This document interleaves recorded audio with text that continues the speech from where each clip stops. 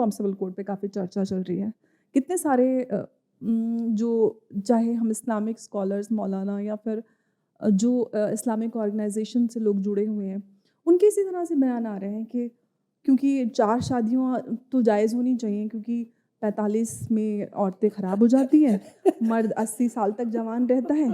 तो आई ये मीन तो अरशद मदनी का जी, बयान है। जी, अरशद मदनी का मैम। ज़रा सोचिए कि एक बुज़ुर्ग इंसान जिनके जिनके अपने परिवार में पता नहीं कितनी दर्जनों महिलाएँ होंगी, वो औरत को बोल रहे हैं कि 45 साल में ख़राब हो जाती है, जिसका मतलब वही निकल के आता है कि औरत का अस्तित्व या औरत की ज़िम्मेदारी या औरत का वजूद सिर्फ़ इतना ही है कि वो बच्चों को जन्म देगी और एक मर्द को सेक्सुअली सैटिस्फाई करेगी।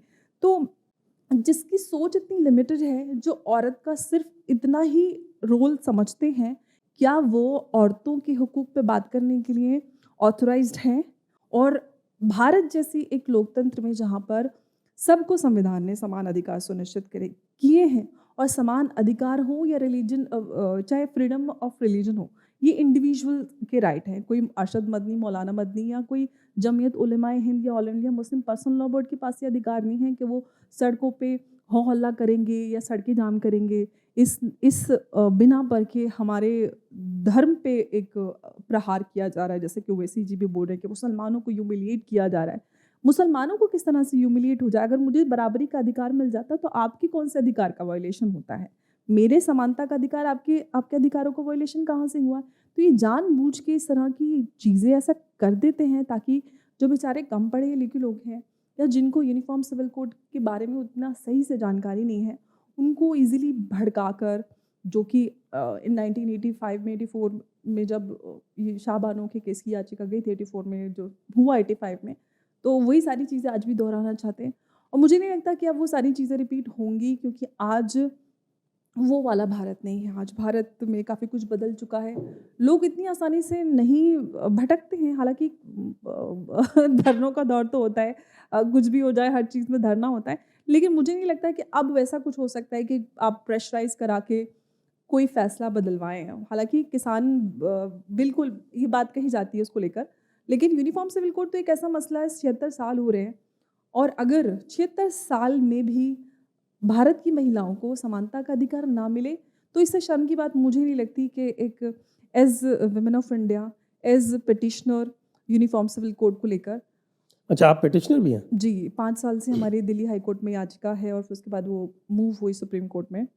तो मुझे लगता है कि इस पे सरकार को कुछ करना चाहिए और ऐसा नहीं कि मुझे ही लगता है, सुप्रीम कोर्ट ने बार-बार 85 में शाबानो वाले केस में भी कहा, सरला मुद्गल केस और एक वो क्रिश्चियन आई थिंक 95 में वो केस था और एक 2015 का केस है, जिसमें अडॉप्शन वाला वो केस था, जिसमें कई बार सुप्रीम कोर्ट ने बोला है सरकारों को कि आप यूनिफ़ॉर्म सिविल कोड पे कुछ करें क्योंकि अलग-अलग ग्राउंड्स इन तीनों केसेस में नज़र आते हैं, जहाँ पर ये समझ में आता है कि यूनिफ़ॉर्म सिविल कोड की इस देश में ज़रूरत है। Directive principle of state policy है, लेकिन यही है कि अरे और चर्चा होनी चाहिए और चर्चा होनी चाहिए, आखिर कितनी चर्चा? और वो चर्चा कहीं पे नज़र नहीं आती। जब भी चर्चा शुरू होती है तो एक पॉलिटिकल कियोस्क यहाँ पे नज़र आता है। एक वर्ग कहता है कि अरे मुसलमानों का हक छीना जा रहा है, मुसलमानों से नमाज़ पढ़ने का अधिकार छीन लिया जाएगा, हर औरत की शादी फेरे लेके होगी, सबको पजामा ही पहनना पड़ेगा।